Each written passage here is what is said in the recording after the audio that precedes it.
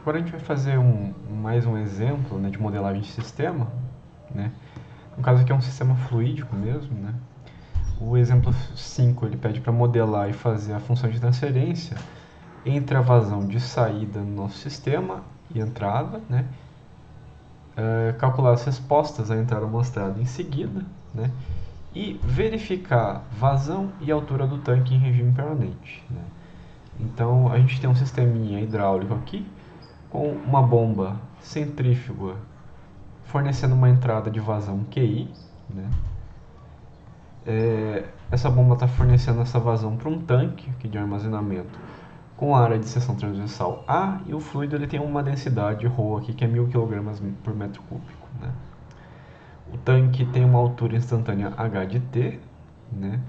E depois do tanque aqui a gente tem uma válvula com uma resistência fluídica RF, e sai dessa válvula aqui uma vazão Q0, né, para a atmosfera aqui, né? Então a área de seção do tanque é 3.000 metros quadrados, densidade do fluido é 1000 e a resistência fluídica aqui também é 1000, né? Nosso sinal de entrada é mostrado aqui no slide seguinte, né? A gente tem esse comportamento aqui do sinal de entrada QI e T, né? Então a gente vai ter que modelar essa entrada aqui de alguma forma, né? O que a gente tem aqui, né? A gente tem uma elevação de vazão de entrada de 0 até 0,3 metros cúbicos por segundo, né? Num certo tempo aqui. Se a gente olhar aqui, isso aqui dá mais ou menos 200 segundos, né? Depois essa vazão mantém-se constante, né? Então a gente vai ter que dar uma pensadinha aqui para modelar essa entrada, né? A gente pode ir agora para a solução nossa, né? Para modelar esse sisteminha aqui, a gente precisa de algumas considerações, né? As hipóteses que a gente tem tomado sempre. Então vamos considerar que essa bomba ela é ideal, ela fornece vazão de entrada QI diretamente, a gente não precisa se preocupar com nenhuma outra característica dessa bomba, ela está só fornecendo vazão de entrada aqui, né? Então a gente não precisa se preocupar, por exemplo, com o reservatório que essa bomba está usando, né, para absorver fluido, né, e descarregar esse fluido nesse tanque, né? Ela está fornecendo essa vazão QI diretamente, né? O tanque ele tem grandes dimensões, né, de modo que ele não vai transbordar, né? E área constante, né, essa área A aqui, resistência fluídica pura, né, considerando aí um regime laminar de escoamento. Perda de pressão, perda de carga, ela é concentrada apenas nessa resistência fluídica RF, né, da válvula.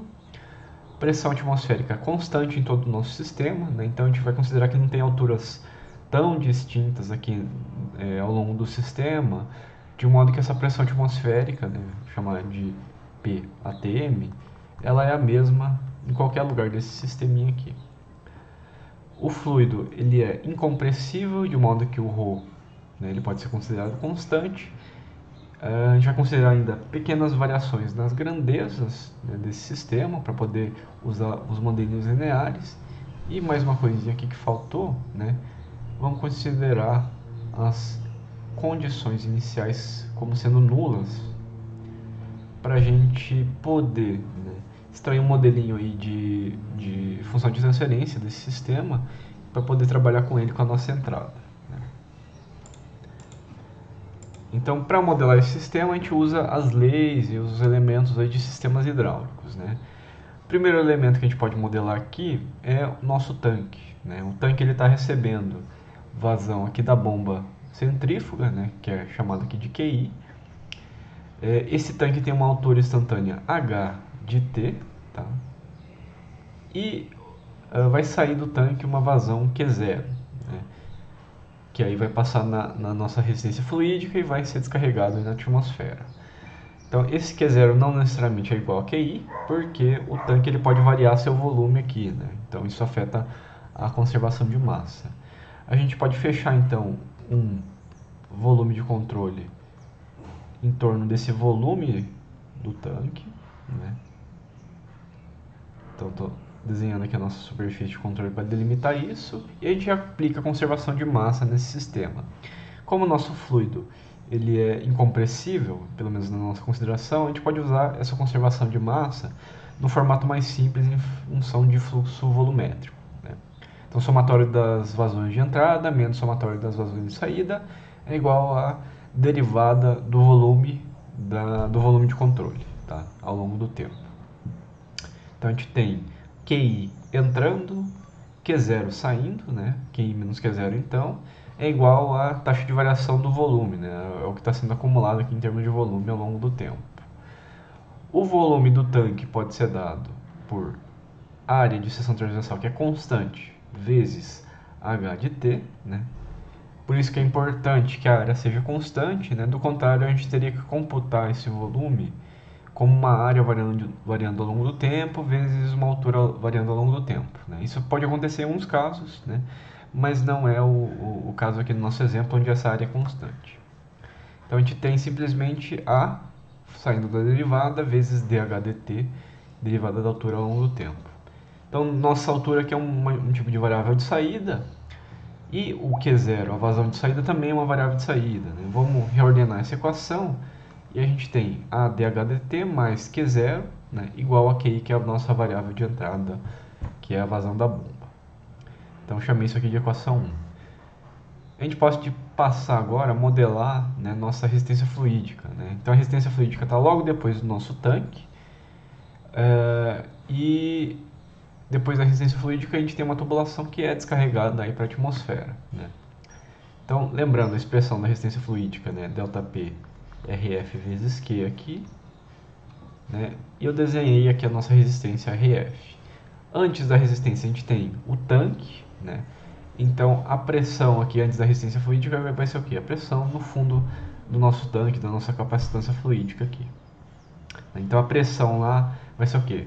ρGH, que é a pressão devida a essa coluna de água, né, no caso, de fluido aqui. E aqui eu coloquei um detalhe, né, que eu acho que em outros exemplos de sistemas fluídicos eu não coloquei, né? Mas a princípio a gente também tem a pressão atmosférica afetando aqui esse ρGH, né? Então, a gente tem a coluna de ar, que é a pressão atmosférica, mais a coluna de água, ρGH, que está exercendo pressão aqui no lado esquerdo dessa resistência fluídica. No lado direito, né, a gente tem a tubulação que é descarregada para a nossa atmosfera, né? Então, a gente vai considerar então que a pressão, né, relativa aqui ela é zero, né?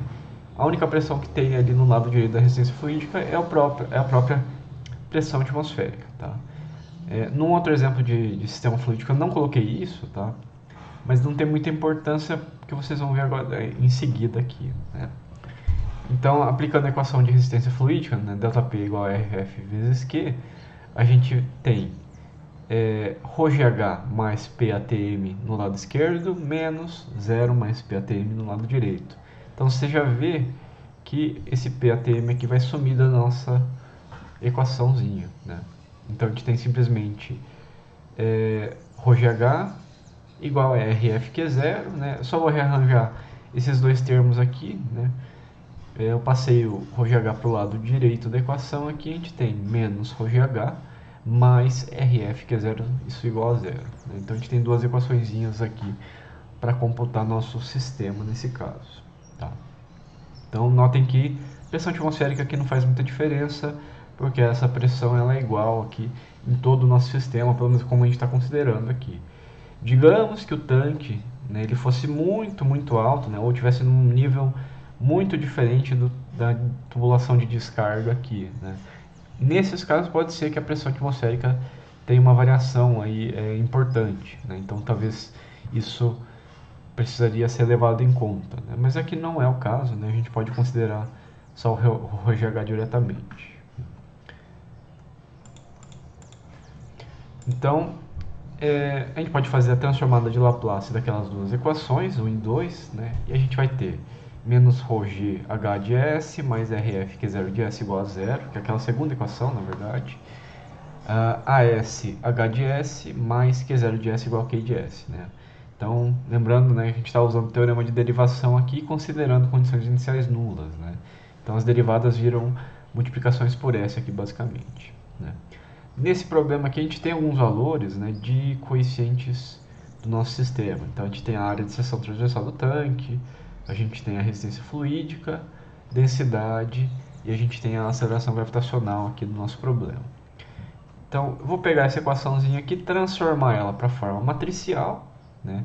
Então, a gente tem essa equaçãozinha que é exatamente a mesma coisa que o sisteminha de equações em cima.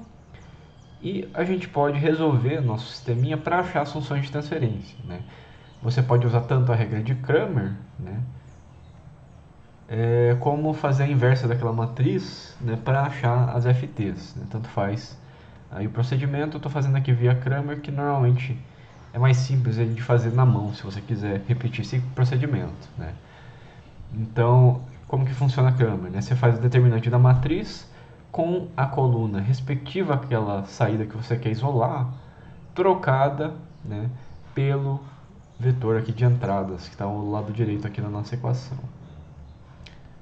Né? Então, a gente tem H igual a determinante dessa matriz aqui, dividido pelo determinante da matriz original. E Q0 é o determinante dessa matriz aqui com a segunda coluna trocada por 0 e QI, dividido pelo determinante da matriz original. Né? É só uma regrinha aí para resolver sistemas lineares, né? E aí você consegue isolar o H e o Q0 nessas duas equaçõezinhas aqui. E aí você passa a variável de entrada QI para o lado esquerdo da equação e a gente consegue então as FTs do nosso sisteminha aqui de forma bem analítica, né, em função daqueles parâmetros todos do nosso sistema hidráulico. Como a gente vai ter que calcular a resposta desse sistema, é interessante já substituir esses valores todos que a gente tem, né? Então a gente tem um RF, o A, o ρ e o G, eu só substituo nessas duas equações de FT e a gente obtém então essas duas FTs numéricas aqui, né? 0,102 sobre 306.1 S mais 1 e 1 sobre 306.1 S mais 1, né? Notem aí que o denominador é igual nos dois, né? Geralmente isso acontece, né? Porque a gente está falando de um sistema único ali, mas onde a gente está enxergando diferentes saídas, né? Na primeira FT a gente está enxergando H como saída, a altura, né, do tanque. Na segunda FT a gente está enxergando a vazão de saída como saída que a gente está analisando, né? Então a gente já tem essas duas FTs, a gente consegue resolver nosso problema aqui. O que falta, né? Nossa entrada do sistema, o problema está dando lá na forma gráfica, né? Então, primeiro de tudo, a gente precisa escrever essa equaçãozinha aqui de forma analítica, né? Para tentar resolver esse nosso problema aqui. Então, de 0 até 200 segundos aqui, a gente tem essa elevação na forma de uma rampa, né? Então, ela vai de 0 metros cúbicos por segundo até 0,3 metros cúbicos por segundo em 200 segundos, né? Então, esse trecho aqui, a gente tem uma funçãozinha o quê? Uma rampa linear com um coeficiente de inclinação aqui 0,3 sobre 220 vezes t, certo? Então, essa reta que vocês estão observando seria isso aqui. Como que eu sei que esse coeficiente aqui é o dessa reta, né? Porque para t igual a 200, a vazão tem que ser 0,3, né? Então, quando t for 200 segundos, multiplica por esse coeficiente aqui, vai dar 0,3, né? Por isso que eu já sei isso. Só que essa rampa, ela só vai até 200 segundos, depois ela não existe mais, né? Então, esse trecho aqui, a gente pode usar uma combinação de funções degrau para representar isso, né? Se eu multiplicar isso aqui pela função degrau unitária normal, u de t, e subtrair por uma função degrau defasada, u de t menos 200, a gente tem exatamente esse trecho aqui, né? Então, o u de t vai acionar essa rampa a partir de 0 segundos aqui, ela começa a crescer, né? E em 200 segundos, esse degrau vai se anular aqui e vai fazer com que essa vazão, né, crescendo aqui, não tenha mais efeito, né? Então, assim que a gente pode representar esse trecho aqui da nossa equação. O segundo trecho, que é esse segundo trecho maior, onde a vazão é constante, a gente tem que somar mais um terminho aqui, né? O que é esse termo aqui? A gente tem basicamente uma vazão constante a partir de 200 segundos, né? em 0,3 metros cúbicos por segundo. Então esse trecho aqui a gente pode escrever como 0,3, né, vezes o que? U de t menos 200, degrau unitário defasado em 200 segundos aqui, né? Então isso aqui vai ser algo como isso, né? Ele vai de 0 para 0,3 a partir de 200 segundos, né? Por isso que a gente soma esse termo aqui. A soma desses dois termos aqui forma o nosso sinal de entrada, né? Então é algo simples, né? A gente pode usar essas associações aqui de funções simples para compor nossa entrada, que vai ser então QI de t é igual a 0,3 sobre 200 vezes t, né? E isso multiplicado por U de t menos U de t menos 200, né? Lembrando que isso aqui serve para fazer, né, com que a nossa entrada de rampa ela termine nos 200 segundos, né? Se você plotasse só esse termo aqui de degrau, ele é algo assim, né? É um degrau que começa em 0 segundos e termina em 200 segundos, vira um pulso retangular que a gente chama, né? E multiplicando isso pela rampa, né, a gente vai fazer com que a rampa só tenha efeito de 0 a 200 segundos. Por isso que a gente multiplica por essa subtração aqui de degraus, né? E a gente tem somado a isso, né, 0,3 U de t menos 200, que é aquele degrau que resta depois de 200 segundos, né? Então é uma forma aqui de escrever essa função aqui. Eu não vou fazer isso aqui com detalhes agora, né, porque a gente já fez isso aí basicamente na aula 2, né, bastante na verdade.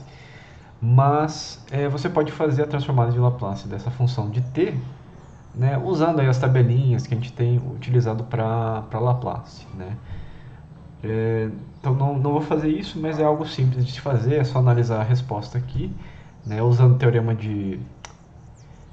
principalmente o teorema de defasagem, aqui, porque a gente tem alguns degraus defasados, né? Então, QI de S é 0,3 sobre 200, 1 sobre S quadrado, né, que é a transformada desse primeiro termo aqui, basicamente, menos e na menos 200S vezes 1 sobre S quadrado mais 200 sobre S, tá?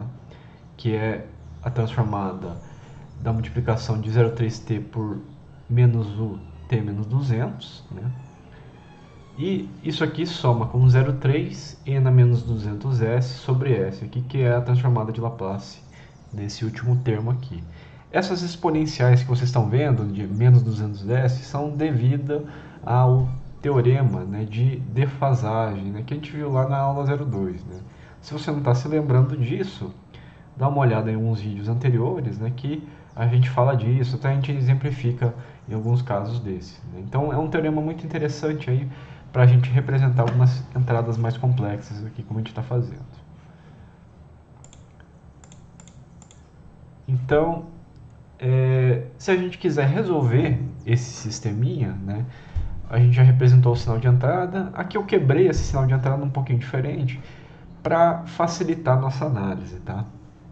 Então, aqui eu quebrei isso aqui, né, 0,3 sobre 200 vezes 1 sobre s quadrado, menos e na menos 200s sobre s quadrado, menos 200 vezes e na menos 200s vezes sobre s, tudo isso soma com 0,3 vezes e na menos 200s sobre s. Então aqui é só uma outra forma de escrever, tá? Só para evidenciar algumas coisas. Então a gente tem um monte de constantes aqui que não vai importar muito na nossa solução da equação diferencial, mas a gente teria aqui um s quadrado, né, que estaria multiplicando as FTs no nosso sistema, né? Lembrando que isso aqui é só o sinal de entrada, né? E a gente pegaria esse termo todo aqui, multiplicaria na FT. Mas como nosso sistema é linear, né, a gente pode calcular a resposta para cada componente da entrada para facilitar a nossa vida. Então, esse 1 sobre s quadrado multiplicando nossa FT de primeira ordem, a gente pode usar aqui a linha 10 da tabela de transformada de Laplace, né? Não vou entrar em muito detalhe aqui, né? Vocês podem fazer isso em casa com mais calma, né? E aí você tem esse termo aqui da resposta do nosso sistema. Esse segundo termo aqui, a gente pode usar também a linha 10, só que como a gente tem esse e na menos 200s, você precisa do teorema de defasagem no tempo para achar a resposta que é 0 de t. Tá? Então vocês podem fazer isso tranquilamente em casa. Esse terceiro termo aqui a gente tem 200 e na menos 200s sobre S, você pode usar a linha 8 aqui, que é de um degrau unitário entrando aí no sistema de primeira ordem, né? Mais teorema de valor de defasagem, de novo, por causa desse termo e na menos 200s aqui. E o último termo, a gente tem um e na menos 200s sobre S, é a mesma linha 8, mais teorema de valor mais o teorema de defasagem aqui, por causa desse termo aqui de novo, né? Então, vocês podem fazer isso em casa, como eu falei, né? É um trabalho mais maçante, né? Porque são vários termos aqui e tudo mais. Dá para dar uma simplificada nessa entrada para facilitar a sua vida, né? Você vê que tem alguns termos parecidos aqui, como esses dois aqui principalmente, né? E aí você pode somar eles e facilitar um pouquinho. Mas você consegue sem problemas aí achar esse Q0 de T. No caso aqui eu vou mostrar como faz isso de uma forma um pouquinho diferente, tá? Que eu costumo estimular os alunos a fazer quando a gente está nessa etapa aqui da disciplina, né? Então na aula 2 a gente já viu toda a questão de transformada de Laplace e tal. Se você olhar ali não é difícil, é só analisar aqueles 4 termos, né? E fazer essa transformada inversa sem grande problema, né? Então aqui nos slides, né, tem as duas FTs que a gente achou na mão, né? Então a FT de H sobre QI e a FT de Q0 sobre QI. E o nosso QI de T que a gente escreveu aí, analisando aquele gráfico de entrada, né? E também a transformada de Laplace desse sinal de entrada, né, que você consegue fazer usando essas tabelinhas normais que a gente tem utilizado. Então, como que a gente pode calcular a resposta agora, né? Tem pelo menos 3 formas, na verdade tem mais, mas tem 3 formas que a gente tem usado comumente aí. Então, primeiro, aplicar a entrada no nome de Laplace, nas nossas FTs, isolar então o H de T, o Q0 de T, Q0 de S, H de S, Q0 de S, aliás, né? E fazer a transformada inversa, até L-1, para achar H de T e Q0 de T, né? Igual eu expliquei ali no nosso quadro. Você consegue fazer isso sem grandes problemas, né? Só é uma tarefa um pouquinho maçante, né? E eu não vou detalhar isso agora, porque se vocês já assistiram o capítulo 2, a aula 2, vocês devem saber fazer isso sem grandes problemas, né? E aí sim extrair a resposta em regime permanente, que é o que o problema está pedindo. Outra possibilidade é utilizar o teorema do valor final para achar diretamente as respostas em regime permanente, né? Então, você não precisa resolver toda a equação diferencial para achar essa resposta. Você pode usar o teorema de valor final, que ele simplifica bastante a tua vida, e você vai achar o H e o Q0 para tempos muito grandes, né? Que é o caso do regime permanente. Outra possibilidade, que é o que eu vou executar aqui, é fazer uma simulação numérica para obter essas respostas, né? Então eu vou mostrar isso aqui porque é algo interessante para a prática de vocês e tal.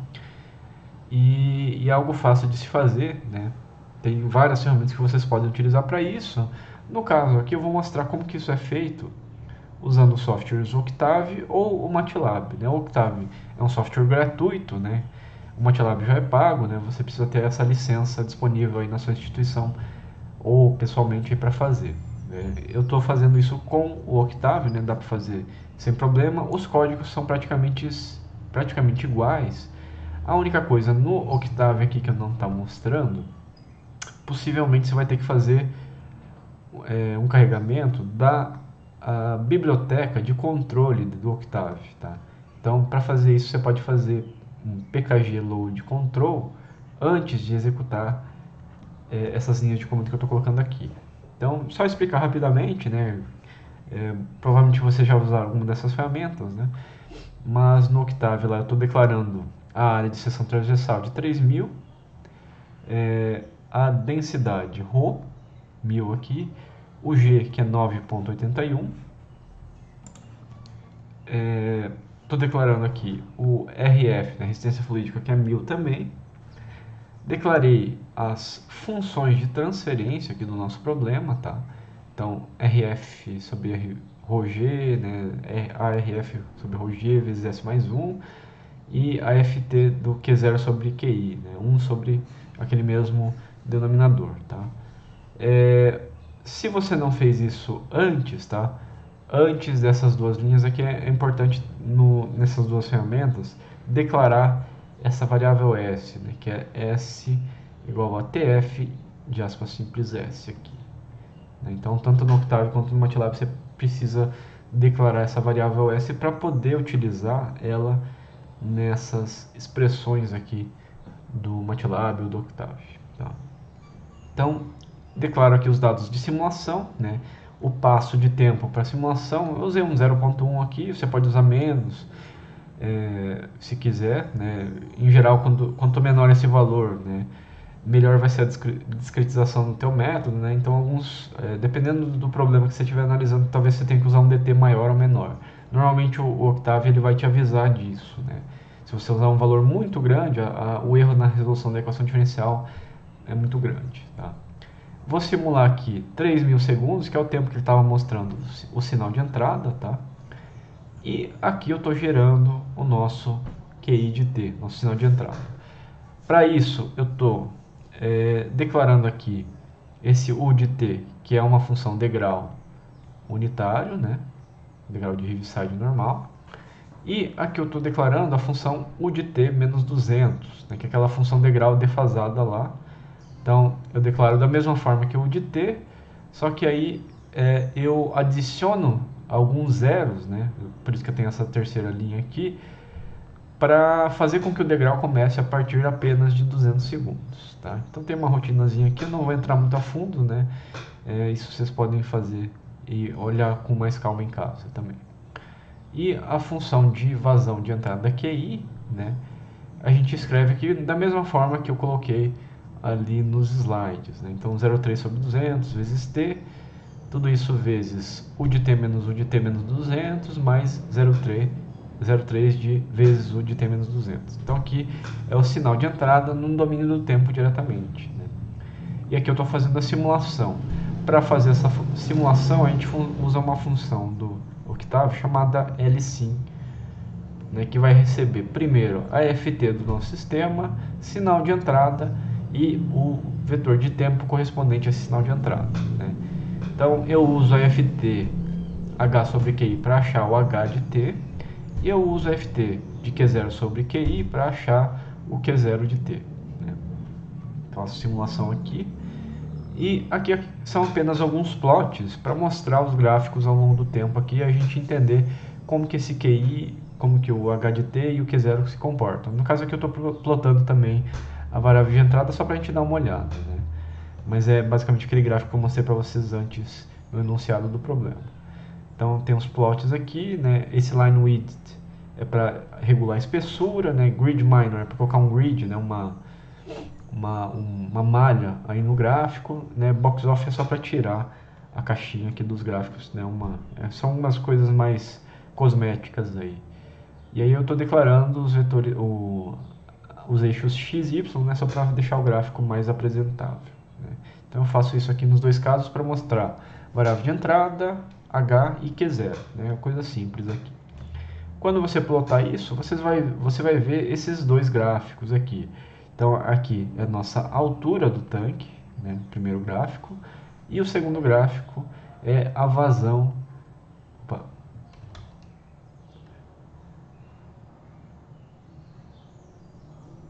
E o segundo gráfico aqui é a vazão de saída do tanque lá, né, o Q0 de T.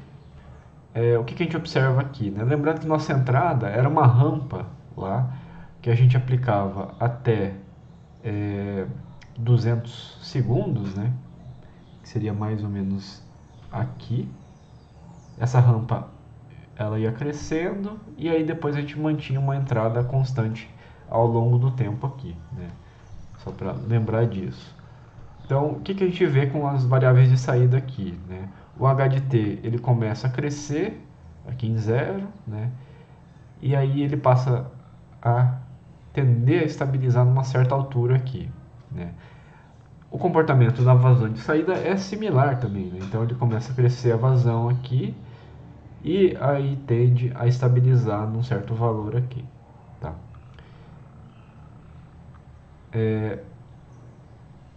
A a altura, né, ela estabiliza aqui em 0,03058 metros, mais ou menos, que eu estou colocando aqui, tá? E a vazão de saída, ela estabiliza aqui em 0,3 metros cúbicos por segundo, né? Aqui, peço desculpa, aqui está errado esse número, mas a vazão ela estabiliza em 0,3 metros cúbicos por segundo, né? Então, a gente sabe como que é o comportamento dinâmico dessas duas variáveis, né? E a gente sabe a resposta em regime permanente, né? Então, depois que o sistema estabilizar a sua resposta, né, mesmo que tenha vazão entrando no sistema, a altura do tanque estabiliza em 0,03 metros, né, enquanto a vazão de saída estabiliza em 0,3 metros cúbicos por segundo. Se você notar, essa vazão de saída aqui, ela coincide, né, com o valor de entrada, né, no regime permanente também. Então, isso faz sentido, né? Por quê? É só pensar no teorema, no princípio de conservação de massa, né? O que entra menos o que sai é o que está variando no nosso volume de controle. O volume de controle é o nosso tanque. Quando o tanque para de variar sua altura, o volume dele se mantém constante, né? Portanto, o QI tem que ser igual ao Q0, né? Então, quando o sistema estabilizar sua resposta, quando ele entrar em regime permanente, vazão de saída tem que ser vazão igual a vazão de entrada, né? Por isso que a gente vê esse valor se estabilizando em 0,3 também.